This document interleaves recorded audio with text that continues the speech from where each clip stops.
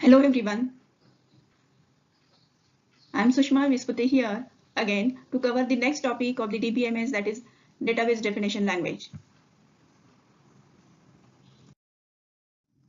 Today we will cover here the syntax for data definition language commands. If we recap the previous topics, already we have covered the three basic components, the three main components of the DBMS language, that is syntax, rules and guidelines. As we know, SQL is not case sensitive and every statement ends with the semicolon. And also we have covered the data types, that is main of the component in every language. So character, number, date and binary, these are the data types. Then also we have covered in short what different constraint we can use in the database design. So this is the list of SQL constraints that we can apply while creating the tables: not null constraint, default, unique constraint, primary key, foreign key, check constraint. So we have covered different operators, those are required while creating the database or solving the queries. Right? So these operators actually we use in the DML statement to solve the different queries. Already we have covered what are the different operators are available in this SQL language. So arithmetic operators, comparison operators, logical operators, and also operators for negate condition. So now we can start with the data definition language and the syntax that we can use in database. So as we know, once you are ready with the overall conceptual design of your database, right? For conceptual design, we don't require any hardware and software. You can be ready with the different entities along with their data types, right? So here, if you take the example of the college database, already we have seen these are the different entities or objects that we can define under the college database: student, faculty, course, and class, etc. And these are the different attributes. So today we will see here how we can create the different tables, right, for this database schema. So this is another example of the furniture company where we can define the four different objects.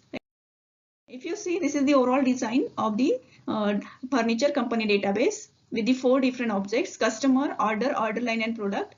If you observe, student, here, see in the customer table, right, we have defined the 6 different attributes, right, and customer ID is the underline. Similarly, in the order table, right, these are the conceptual design of these tables. So here order ID is the underline. Then order line again having 3 attributes, but order ID and product ID is the underline, and in the product ID is the underline. So what this underline indicate here? This underline indicate this is the primary key for the table. So what is primary key? Primary key is the attribute selected by the database designer for the unique identification of the record. As we discussed in short previously, roll number can be your primary key. So roll number we can use for the unique identification of the student in the table. Similarly, here customer ID we can use as a primary key, right, for the unique identification of the customer in the customer table. Right, here in the order line table, my primary key is the composite key. This primary key is made up of 2 different attributes, right? So that's why it is a composite key. Now what is composite key? I think all are clear with this concept in the first unit, right? So here order ID and product ID, both the combination of these two is required for unique identification of the record in that table, right? So here product ID is used for the unique identification of the product. So while creating the table, we will discuss the syntax for creating the primary key also. So here these are the different commands under the data definition language. So create, alter, drop, truncate, comment, and rename. So today we will cover the syntax for creating the database and drop the database. Similarly, we will cover here creating the table and deleting the table from the database. To start with the creating database table, right, command. So here database is nothing but the collection of interrelated data, right? So before going to create any table, your database should be exist, right? So for example, here college database, one database can have multiple tables here, right? So before going to create the student table, right, first we will create here college database. Under this college database, then we can create all. So here is the syntax for creating the database. This create database statement will create the new database. So here is the syntax: create database, database name. So here create and database, these are the keywords, inbuilt keywords, and database name is the user defined variable for the database. So here if you see the one example, create database college. So here my name of the database is the college. So this statement will create the new database, that is the college in the database, right? So here SQL is the prompt, right? Like your Python language, when we start with the Oracle, right, this SQL prompt will appear on the screen. SQL prompt will appear on the screen. So you can type your command here, right? Those you want to execute in the environment, right? SQL environment. So here I'm using the create database command to create the new database for the college database, college application. Then if you in future, if you want to drop this database, if you want to delete this database, you can use the drop database command. So drop database name is the syntax, right?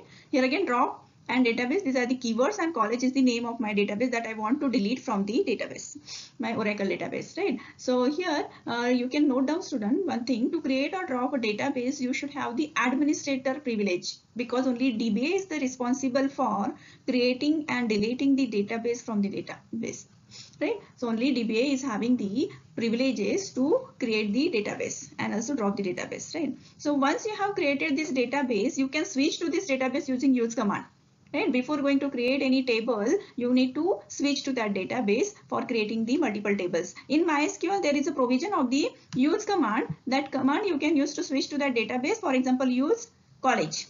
So use college command will switch to the college database. Then you can create, it will show you message also, you switch to the college database, right? Then after this, you can create the tables under this database. But in Oracle, there is no use command is not available here. Whenever you join as a user to the Oracle system, that user name is itself used as a schema name. Under that schema only your all the tables are created. So that we will cover in the time of the demonstration. I will show you what happens while creating the database and switching the database in the Oracle. So once you are switched to the database, you can create the different tables, right, by using the different syntax here, DDL syntax. So here is the syntax for creating the table. So create table is the statement for creating the new table in the database, right? Create table is the syntax for creating the new table. Here table name is the user defined variable, right? So here this create table will create the new table with the all these different columns. Those are you are mentioning in the round brackets. So here we need to mention all the column list along with the data types, right, in the round brackets. And if you observe here, my statement is end with the semicolon. So in this round bracket, after opening round bracket, you can mention your column name along with the data type and size, right? And by giving here comma, you can mention multiple columns that you want to define under the table, right? For some of the data types, this size field is optional. Then in that case, it takes the default size. So it's your homework, right? So you find out for some data types what is the default size, right? So here we will see one example in the table. Right, so here I want to create the employee table, right? So for that the syntax is create table employee. Then you can use opening round bracket, right? Then you can mention your attribute name here, field name, right? That is employee ID. Then its data type is number, right? And in bracket you can mention the size, that is 10. Then by giving comma here, you can mention the another attribute, that is age, along with its data type number. Then in bracket you can again mention the size here, right? And next is here mention the not null constraint. See student, we have discussed where there are different constraints that we can apply while creating the table itself, right? So here we are using not null constraint for the age field. If you want to make this age field mandatory while inserting the data on the form, right, you can apply this not null constraint, right? So the syntax for applying the not null constraint is very simple. Just after defining this data type for the age field, just give the space and mention here not null. Again, between not null there is a space, okay? So this not null will apply the not null constraint with this age field, right? Then comma, you can mention the next field. The next field is the first, the data type is varchar. So this is the character data type for the first name of the employee, right? Here is 25 is the data size, right? Then last is another attribute for the employee, last name, right? For its data type is varchar and size is 25 again, right? So here see again we can see employee ID is the primary key in my table, right? So here as a database designer, we can select employee ID as the primary key because employee ID will uniquely identify each and every employee in the employee table, right? So we can apply here primary key constraint for the employee ID. So what is the syntax for this primary key constraint? After declaring all the column, you can mention primary key. You can use this keyword primary key, and in bracket you can mention which ID you can make as a primary key. So here employee ID I can use as a primary key. So in bracket we can mention the field name that will act as a primary key.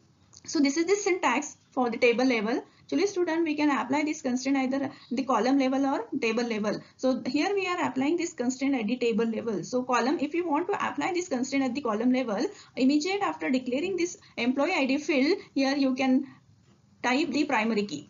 Then in that case you no need to mention in the round bracket the field name, right? After declaring this field name, immediately you can mention here, right, primary key constraint, right? So this is the simple syntax that we have discussed here for creating the employee table. I hope you are clear with this syntax. The syntax is very simple. Just you can mention all the column names along with their data types, right? And by giving this comma, you can separate all these attributes, right? And your statement you end with the semicolon here. If you forget to mention this semicolon, error will occur and your DDL compiler will give you syntax error here. So in future, if you want to delete your table from the database, right? If you want to delete any existing table from the database, you can use here drop table command. Again, the syntax is very simple. Drop table, table name. So here table name is the name of the existing table that you want to delete. For example, here drop table employee. So I want to delete here employee table. But in very rare case, we use this drop and delete command, right, to delete the database, right? Actually, you can remember student, we never use this drop and delete commands, right? That means DBA never use this drop and delete command. For the, and also there is a never access to any user to perform the delete operation. Very rarely there is a situation to perform these drop and delete operations, right? So these are the references you can note down for the practical. This is the best book by Ivan Barros, right? The author of this book is Ivan Barros, and the name of the book is either Oracle or MySQL. You can refer. Here for our syllabus, Oracle is the backend we are using, so you can use your Oracle, right? So this is the best book for the practical concepts. Then, as we discussed, fourth book is for database management system, right, for the theoretical concepts. Also for theoretical concept, this is the best book by Connolly and Begg author, that is database systems, right? So you can note down here. This is enough for today. Thank you. Have a good day.